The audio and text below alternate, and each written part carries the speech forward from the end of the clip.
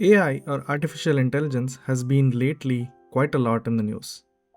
Have you ever wondered how these neural networks actually work? How are they trained? How do they get these intelligence which can sometimes even surpass that of human beings? In today's episode, we are going to talk about neural networks, which is one of the core principles for building these big AI models. So let's dive right in. Let's demystify the world of neural networks. So just to quickly recap, in the last video, we basically built a neuron or an artificial neuron. This is one building block of the entire neural network architecture. If you have not watched that video, I would highly urge you to watch it because this is going to make a lot of sense after that. So a simple neuron is effectively mimicking what a biological neuron does at a fundamental level. So a circle represents our neuron. We have a bunch of these inputs which are going from x1 to xm. We have like m inputs, and they're all basically scaled by these weight vectors w1 to wm, which are essentially going to be learnt, and we are going to figure out the weight values which actually maximize our correctness of the output. So then we add these things up, and then we apply a nonlinear function called sigma. So this is going to be our output y, which we call the activation of the neuron. So y is basically this nonlinear function sigma and the sum of all these like w into x values, right? If you write this in a matrix form, you can say y is equal to sigma of w transpose x, where w is a stack of all these weight vectors and x is a stack of all these input features. So there is also generally a bias term which basically will be added on the weight vector. You'll add a b at the end, and on the feature side you'll just basically add a 1 saying that the bias is directly added. In this case I have omitted it just for simplicity, but remember that it is still there when you implement this. This is very similar to logistic regression, which you might have seen in a machine learning class. So the beauty of a single neuron is that it's very simple. And it's nice and it's great, but it's not enough to model really complex behavior. In the real world, we have complex manifolds, and these classification boundaries are fairly complex and they cannot be modeled with a simple neuron. So what we will do is we'll basically use these neurons as a building block for building what we call a neural network. In a neural network, instead of having one neuron, we will have multiple neurons. And each of these arrows which go in represents that there is multiple inputs and multiple outputs possible. So you have one layer of neurons. You could have like 100 neurons, you could have 1,000 neurons, you could have 1,000,000 neurons. And then you have second layer wherein the output of the first layer, which is the black one here, is going to be fed into the orange layer. And you can keep doing this as many times as you want. Remember that you can have different number of neurons in each layer. Like, so the number of black neurons could be different than the number of orange color neurons. It's a choice you make. And at the end, you can end up with how many ever neurons you want. And generally that's going to be the number of outputs you would want. In this particular case, we were doing cat versus dog classification. So we are going to be left with just a blue neuron. Great. So in the last episode, we talked about the fact that sigma is supposed to be a nonlinear function. And we saw a couple of examples, and we're going to see a couple more examples in this video as well. So what happens if sigma is just a linear variable? Let's have a look. So if sigma is linear, basically what sigma would do is it would multiply with some matrix A, and it's going to be the same matrix every single time. And we can apply this over multiple neural layers. And so you have y1, which is the output of the first layer, which is going to be a into w1 into x1. In y2, you're going to apply this again. So it's going to become a square, and it's going to be a square into w2 into w1, which you can say that it's like a different weight vector w2 prime, right? And at the nth layer, it's going to be exactly the same thing. It's going to be a power n. So you're going to have like n times multiplying the matrix A, which you can essentially like eat up, and you can say it's the same thing as wn transpose, right? This is not really helping because this just becomes the same as one neuron with a slightly different weight vector. So if sigma was linear, the entire neural network collapses to just a single simple neuron, and that is kind of useless for us. So essentially we want sigma to be a nonlinear function. Great. So we have this neural network like we were seeing before, and You could have multiple outputs as well. You do not need to have a single output like we discussed before. If you have 10 variables you want to predict, you have 10 classes, you can have 10 of these things. If you just have like 2 classes, you can just have 1, right? And that's the general idea. So remember we were talking about cat versus dog classification. So we need to have like training data for this. So the way you would do this is you could go to Google, you can basically fetch a bunch of dog images, and a bunch of cat images, and you can manually say, okay, these are all dogs, these are all cats. Or you could literally go out and take pictures of different dogs, different poses, different lighting, different breed of the dog, and so on. And you can do the same thing for the cat, right? Here you see that like there is a label basically below each of those small pictures, and these pictures are taken in completely different settings. Dog basically will be called class 1 and cat will be called class 0. Great. So generally you would want to have equal number of these examples. So if you have like 5,000 dog images, you want to have 5,000 cat images. And generally the more varied and more images you have, the better your neural network will perform when you actually use it somewhere outside. So we are going to divide our data into 3 sets, if you will. The first set is called the training set. The training set is what we were just talking about. It's a labeled group of examples which your neural network is going to be using to learn what a dog looks like and what a cat looks like. Okay. But we also don't want to say that, okay, we are merely memorizing this training set. It's like basically you memorized all the problems taught in class and you go out into the exam and it's asking you to apply that concept you don't really know because you only memorize these examples. You don't want the neural network to do that. So the way we check that is through something called validation. So the idea of validation is this. So you have a group of unseen examples which you are going to have and you are going to use that to test your neural network performance. If your neural network performance starts dropping in the validation set, that means it's like merely memorizing the training examples, and you would basically stop training at that point. This is great, and generally validation set is taken from the training set because you want to see actually how well it performs. And test set is basically when you take your model and you like put it in the real world, you don't really have labels here. This is just where you hope that it works fairly well. The assumption here is that the test set and the training set are pretty close to each other in the kind of images. So the wider the training set is, the better it works in practice. So let's talk a little bit more about cross-validation. Cross-validation is a fairly important thing because we need to understand how to actually verify if a neural network is learning what it's supposed to learn, right? So let's imagine this yellow bar is our entire data sample. It's all the training data we have. One of the ways we can do it is we can just divide it into k chunks. K could be 5, so 5 chunks. And you would basically set aside one of these chunks as your validation set, and you never use that for training. This is only used for testing to see how your model is overfitting or like merely memorizing a part of the stuff, right? Great. So this is called k-fold cross-validation. The next way to do this would be if you have a very small data set, like leaving k-folds for cross-validation is not that great. So you would just leave one of these things out, and that would be called leave one out cross-validation. Again, this is rarely used where there is only very limited data, which is called the low data regime.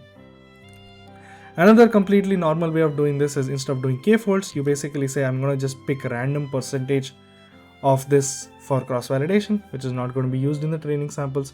And I'm going to just randomly see, okay, like how well does it work?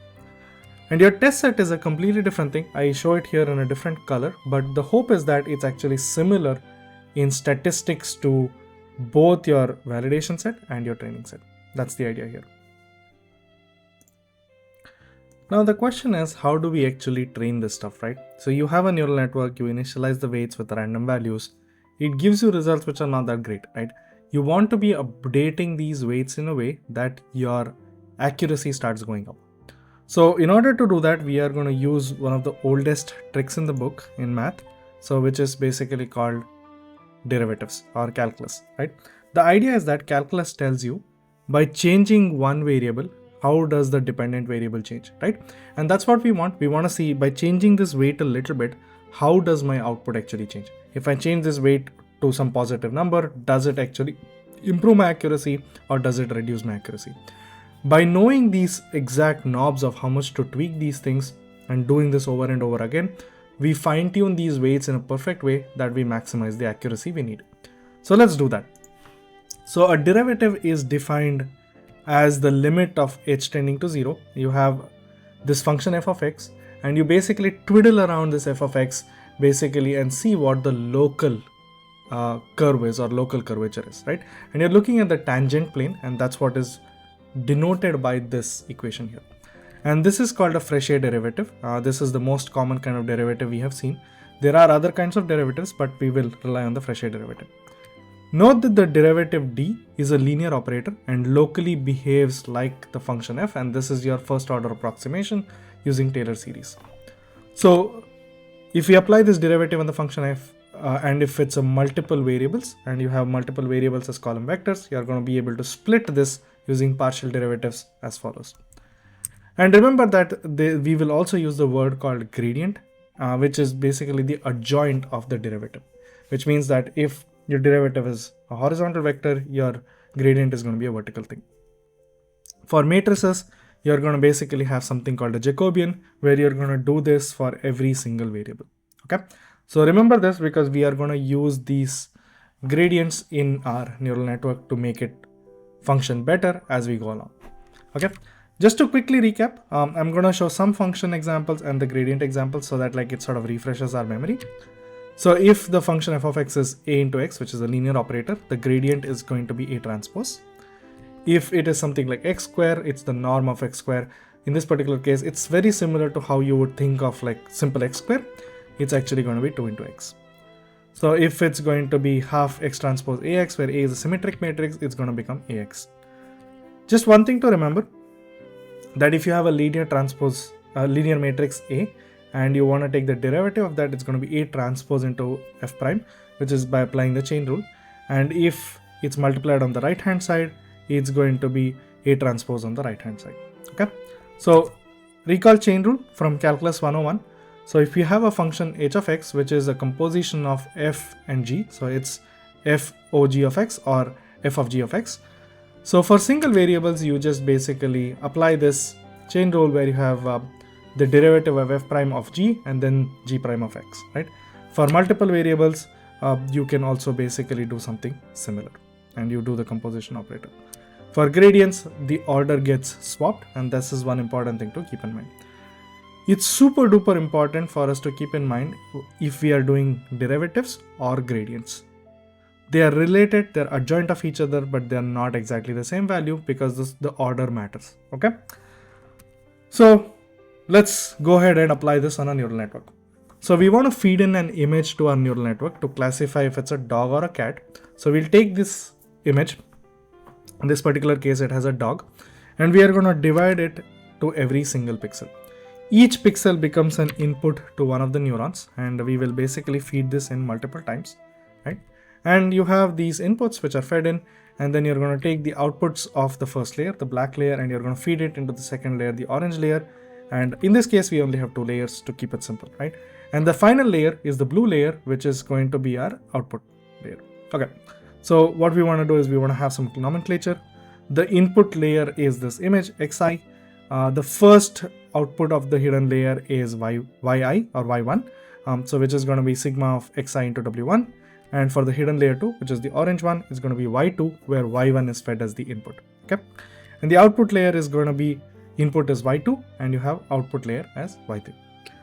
So the first step is to see how good our prediction is, right? So which means that we need to take this image, we apply all these weight values, we apply these nonlinearities, and we composite all these things together, and we see what the output of this blue bubble neuron is, right? So that's called the forward pass. Going from input to the output is in forward direction. Generally, that's what is called the forward pass. So let's do that. So we have input xi, which is going to be multiplied by w1, and that's going to give us z1. You apply the nonlinearity, you get the output y1, and you do this again and again. And finally, you get the output, which is z3, which we are going to call y. And then we are going to apply something called the loss to make this accuracy better. So what we are going to do is we are going to save all these intermediate outputs y for the next step. Okay, so what we want to do is we have this output from the blue neuron. We think that it's not very accurate. So in this case, it should be dog with a prediction accuracy of 100%. If it predicts this as a dog with like 51%, we want to basically bump that 51 to 100. Or if it says this is a cat, we really want to fix that and say that this is a dog, right? That's what we want to do now. So let's do that. So the way you would do that is through something called the backward pass, wherein you say, okay, each of these neurons have some weight vector which has influence on my output. I want to see how much influence each of these weight vectors have and how should I change it in a way that my output actually gets more accurate. So we need to find the derivative of the loss, which is basically what am I getting and what do I need to get. I want to find the difference between the two, and the difference could be crafted in multiple ways, but let's simply go with an absolute difference or distance square. And we want to basically find that with every single weight vector and the input itself. Okay, so let's do that. So in this case, let's pretend that the loss function is simply L2 distance. You're predicting the probability of dog and you have the known probability of dog for that image, and then you're just subtracting and squaring them. Okay. So the derivative here is partial L by partial Z3, because that's very simple. But remember that Z3 and Y3 are just related by a single scale factor. So the derivative when you go one step back is just going to be scaled by W3. This is called the scaling property of derivatives, and that's what we are doing here. It gets a little more complicated when you have this nonlinearity function sigma 2, because remember that we have to apply the chain rule again. Okay. So if you go one step back, so it's going to be applying the chain rule. It's going to be sigma 2 prime, which is the derivative of this function sigma 2, the derivative of this nonlinearity, and then you have the remaining stuff as follows. And we keep doing this again and again. Remember that this is very easy to write in code because you just write a for loop and you basically loop backwards till the input, right? This is great. So we are going to apply the scaling property one more time because it's W2 again. This is beautiful. And this is all just going to keep stacking up, right? And then again, we are going to apply the chain rule, and then this is what we are going to end up with.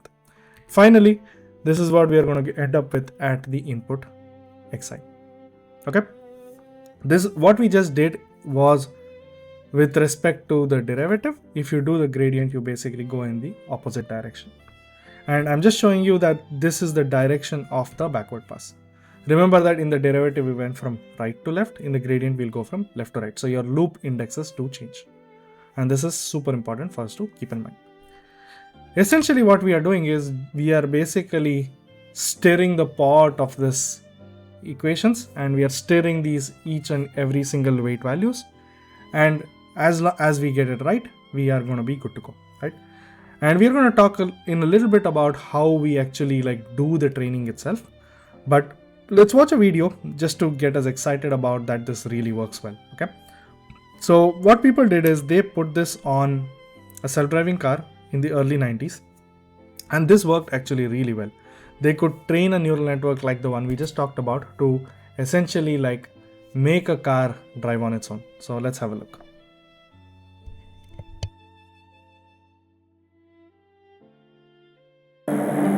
A U.S. Army Humvee fitted with an impressive new vision system known as Alvin. Alvin is what is called a neural network program. It's actually capable of learning to drive. Alvin is shown the road through a video camera while a person does the driving. After about 5 minutes of this learning process, Alvin takes over and continues driving on its own. NavLab 2 eventually reached driving speeds of 55 miles per hour. Then, in 1995, the NavLab team decided to try a new streamliner. So this was great, and these self-driving cars are still prevalent today, and we are improving upon the accuracies. This was amazing. So there was NavLab 2 in the video we just saw. So there was also NavLab 5. NavLab kept continuing to do this. So they did this thing called the no hands drive across America, where the car essentially drove almost 2,800 miles out of 2,850 miles across the United States. It's about 98.2% accurate. Currently, we are at about 99.9% accuracy for self-driving cars. We are just trying to fill in those nines at the end to actually make it really deployable so that like we do not have accidents on the road. Great. So when you go and implement these backpropagation sort of things in code, it's actually a lot simpler than you would think. because the beauty is that you can just loop it up and then call it a day and move on in life, right? So the way you would do it is this. You have your x and you have your weight vector and you have a linear operator, right? You get your y and then you feed it off into your giant neural network, which we call the downstream task. Then you want to find basically the loss function at the end. You want to find the gradient with respect to the input. The way you would do that is you apply the same rules we saw, the scaling laws we saw before, right? And this is what we have used. And the way you would do this in code is actually very, very, very simple. And this is all it looks like. This is basically code from PyTorch. And this is what we call as Autograd. Almost never you're going to write your own gradients in code, because PyTorch or TensorFlow, any of these tools like do a great job at doing Autograd for you. The only sort of reason you might want to do this is because if you have some special properties of these nonlinear functions, which Autograd might not work, it might just treat it as a matrix, but you want to enforce certain constraints, you would write your own backward function, which is defining how the gradients actually flow through that layer, right? This is super important, super beautiful, and it's important to know. Remember that I promised that we are going to see how this is actually trained. You train this through something called the gradient descent. So remember that we basically did the forward pass where we saved all the intermediate outputs. Then we did the backward pass where we computed the gradients. Now we want to use this gradient to actually like update our weight values and see how we can do better in the next step, right? So we computed the gradient, and this is just an example where if the gradient direction is that way, you want to go towards the global minima, which is minimizing the error or loss function. You want to go in the opposite direction of the gradient, right? So the way you would do it is you basically say, for each weight value, here x just represents the weight value. You're applying this for every single weight value. So weight at iteration k+1, which is the next iteration of the training step, you basically want to go in the negative gradient direction, and which is controlled by this parameter called tau, which is the learning rate. How much you update is controlled by this, and you just apply this for every single one of those weight vectors. You twiddle it a little bit with this factor on the right hand side, and it just does a little better, right? A simple example for like a very simple loss function looks like this, and it's a simple parabola.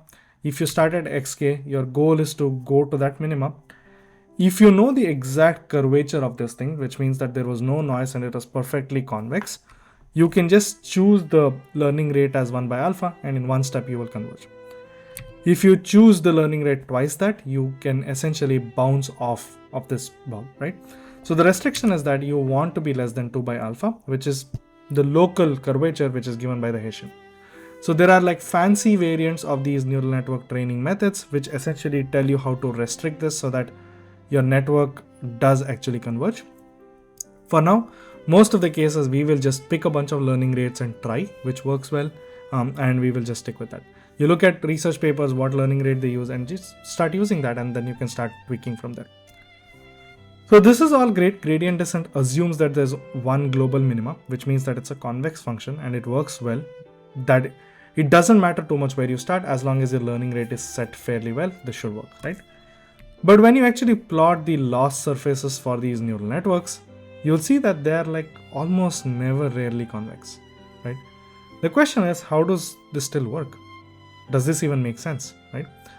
The answer is they are not really convex, that is true, but with better architecture design, which we are going to watch in the next video. Stay tuned for that and please subscribe. We will see that like with better architecture, you actually can get closer to the global minima and everything just smooths out, right? So the input where you start from doesn't matter too much if you have an amazing architecture. That's the whole idea. So this is all great, but if you're training with 1 million images, you cannot really compute this entire gradient for the whole data set, right? So how do we actually train this?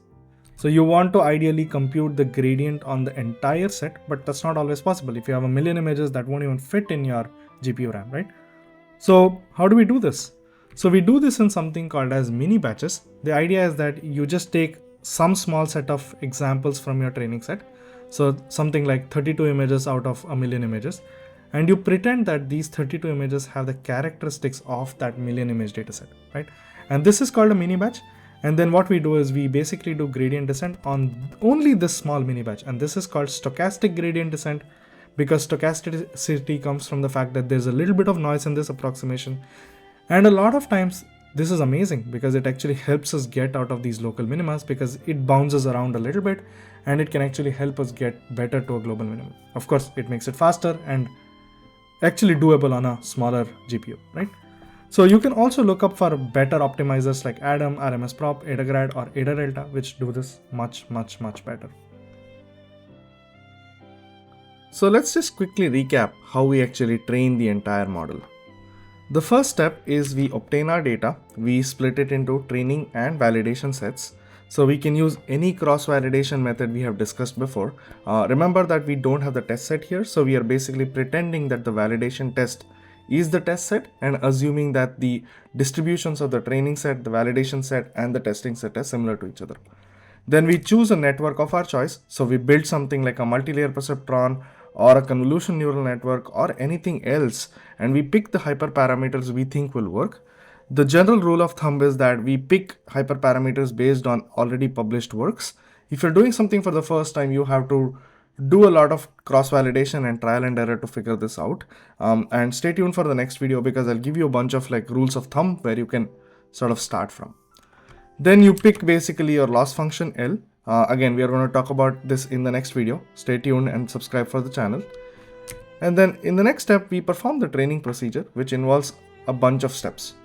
The first one is we perform a forward pass for every single mini match like we discussed, because we are doing stochastic gradient descent. And then we calculate the gradients and do the backward pass. This is called backpropagation. So we compute the gradients, then we do gradient descent, and then we basically perform both of these forward and backward pass either per iteration or per epoch, depending on the situation we are in. So the slight difference between an iteration and an epoch is this. An iteration is basically for every mini batch, so we sample it through every mini batch. An epoch is basically the number of iterations we take to make up the training set, so that we've used the entire training set on average. So imagine if our iteration takes mini batch of 10, and if our dataset size is 1000, so our epoch will be basically like 100 of these iterations, right? That's the idea. So we can say we do 100,000 iterations, or we can say we do something like 1000 epochs, right? It's the same exact idea.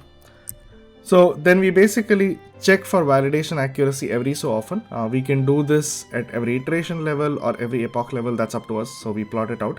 And generally we run a low pass filter on this so that we see the average trend and don't really care about the exact variations per iteration. So this will help us if we are overfitting to the training set or not, which we're going to talk about in the next video. And if we are overfitting, we are going to stop training. The way you know this is this. So you plot accuracy versus iteration or epoch, and you'll see that the training accuracy keeps going up and it flatlines at one point. But validation accuracy keeps increasing, and at one point it will start dropping because you're overfitting and memorizing the training set. So this is where we stop training, and this is called early termination of the model. So we will stop training here, and then we basically use that model and we deploy that model on the test set. So what we just did was something really cool, which is we took an image, we split it up into a bunch of pixels, we fed each of these pixels into a neuron of its own, so it got the attention it needed, and then we took the outputs of these like black neuron layers and we fed that into the orange color one, and then we finally fed that into the blue color one, right, which is our output. So since we are only doing cat versus dog, we only have one dimension of the output, because essentially if you get the probability of the dog or the cat, the other one is just one minus the other, right? So that's easy peasy. So we just have one neuron here. This is great. This network where each and every output of the previous layer is connected to everything in the current layer, and vice versa, where you have the current layer, the output is connected to every other neuron. This is called a fully connected network or a multi-layer perceptron, right? So a multi-layer perceptron is exactly the same as the perceptron we saw, but you have multiple of these layers and you're connecting everything to everything else. That's why it's called a fully connected layer. This is really good for small tasks like cat versus dog, and you have very simple set of examples. It's rarely good for us to scale, because imagine you have a 1000 by 1000 pixel image, which is not actually a very large image in today's day and era. This is just a single 1 million pixel image, right? If you try to feed in every single pixel into a neuron in the first layer, you will essentially have 1 million neurons in the first layer itself. This is as many number of neurons as a lot of insects like the dragonfly, right? Where they are doing the entire thing with just 1 million neurons. Do we really need 1 million neurons in the first layer to be able to just classify a cat versus dog? Not really, right? Like the goal is, can we come up with something better? If you do this, this is really, really slow, but we want something much quicker because we want to remember, put this on a robot or something like that, which is a lot faster than this, right? So what can we do, right? So one way is you just downsample the image. The problem is that then you lose features. You cannot see smaller things in the image, which is not really that great, right? So do you want to pre-extract features? Maybe extract some features like we had discussed about nose and mouth and things. Then what's the point of a whole neural network, right? The whole beauty of a neural network is that we do not have to handcraft these features, and the network can figure it out on its own, right? That was the whole beauty here. So what can we do instead? So we stand on these amazing works by these giants. These three are like giants in the field of neural networks, and we are going to like talk about each of their pivotal works. And this is Yoshua Bengio, Jeffrey Hinton, and Yann LeCun. So today we are going to be talking about Professor Yann LeCun's work, right? So they all won the Turing Award, which is like the highest honor in the field of computer science. It's like the Nobel Prize equivalent in computer science. They won the Turing Award in 2018 for their discovery, which was 20 years before. So it took the world 20 years for us to recognize the genius of these three people, right? This is amazing. It's an important thing to note that a lot of these works which these three giants actually produced were standing upon a lot of neuroscience literature from early 1950s, right? And I think it's also important to always recognize that a lot of these works have been done over the last 100 years just looking at animal brains, right? And this is very, very important. Great. So let's go back to what we were doing. Instead of like feeding every single neuron to an input image, what we will do is we will replace the operation. Instead of just being a standard sigma of x transpose w or w transpose x, we will basically say, okay, I will do a convolution operation instead. Instead of having like a million neurons, I will just have a set of convolution filters. It could be like 50 convolution filters or 1,000 convolution filters. I'm just going to choose it, and I'm going to build a network around just convolutions, right? We have seen convolution before in one of the previous videos. If you have not watched it, I would highly urge you to watch it. The idea of a convolution operator is that you have a filter and you slide that over the entire image and you look for the response and you get a 2D heat map of the responses, right? And you basically want to do this over and over again at every single neuron. Your neuron is now replaced by a convolutional filter, and your operation is a convolution operation, and on which you apply the nonlinearity again, right? So as you go along in this neural network, you want to start increasing the number of convolution filters, but you want to decrease the convolution filter size because they capture bigger features, right? Like the combinations of features. And we keep doing this over and over again. And just to quickly show that this is what convolution looks like. If green is your image and yellow is your convolution operator, the convol feature map is a 2D vector, and this is what it looks like. This was proposed by Professor Yann LeCun in 1998 in what is called the LeNet. This is called a convolution neural network or a ConNet or CNN. So CNNs are great because they replace your standard neuron model with a convolutional model. And when you do convolution, you can basically do a bunch of different variants of convolution. So a simple 3x3 convolution map produces, that is 2 units on both directions, right? So if you're on the edge, you have to basically say, okay, like what do I do with these edge pixels because there's nothing around it. So what you do is you basically pad it and the output is the same size as your input. So the question is, what do you pad with? The easiest way to do this is like all these like dashed pixels, you want to feed it with some value so that you can actually do the convolution around the edge. You'll feed it with zeros. You can basically reflect along the edges, or you can just copy the edge values. And any of these are valid, and people just pick different ones based on what they're trying to do. Right? If you do convolution like this, where you slide it every pixel, it's pretty expensive and you actually do not reduce the dimensionality. So in the next video, we'll see how you can actually do the dimensionality reduction in different ways. But a simpler way to do this is you just increase the stride more than 1, right? If your stride becomes n, which is like how much you slide this entire convolution window by, your dimensionality essentially reduces by n in each of the dimensions x and y, right? This is amazing. We also can choose different sigma values, which is the nonlinear activation function. The most common one we saw, which was based on the biological brain, was tan hyperbolic and sigmoid. But there are newer ones like this thing called the rectified linear unit, or ReLU, leaky ReLU, max out, and ELU, and all these things like soft plus, and these are all like new things. And a lot of these papers have shown that some of these things work better in certain contexts, and I would highly urge you to go look at it because it's super important. This is all great, but we have to choose a bunch of these hyperparameters to be able to actually tune and make these networks learn, right? These are the values that are chosen to design or train the network. It's like choosing your architecture for your house, right? And they can actually affect the accuracy significantly, some more than others, right? The most important ones are the learning rate, which we decided that it has to be less than 2 times the local curvature. Again, you do a lot of trial and error and cross-validate and see whichever actually works the best, and you pick the best one, right? The batch size has a significant effect depending on the complexity of your dataset. If you have a very complex dataset, your batch size might be larger. The number of layers, the way you arrange, and all the filter sizes, the padding, all these things affect quite a lot the accuracy. So stay tuned for the next video where we are going to actually deep dive into each of these things about the layers and the architecture as we go along, right?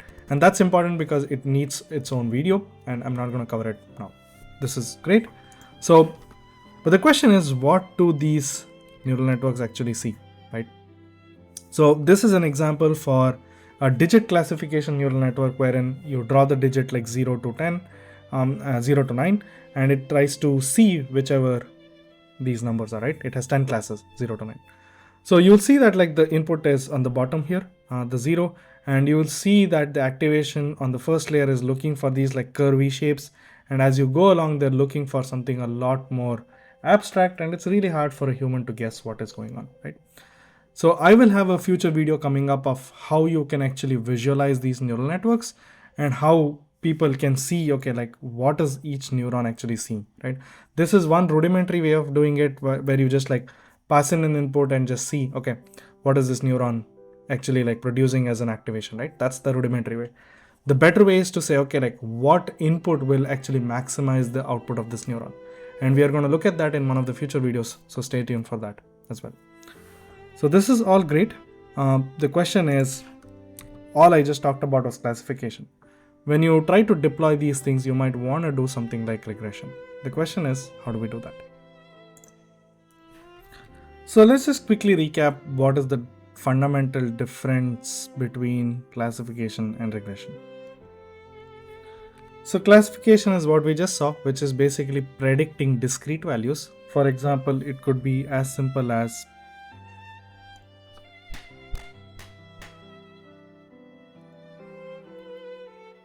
so classification is simple, which we just talked about. Classification is prediction of discrete values. Something like if you are on a self-driving car, it's like, should I accelerate or should I brake, right? Like that could be as simple as that.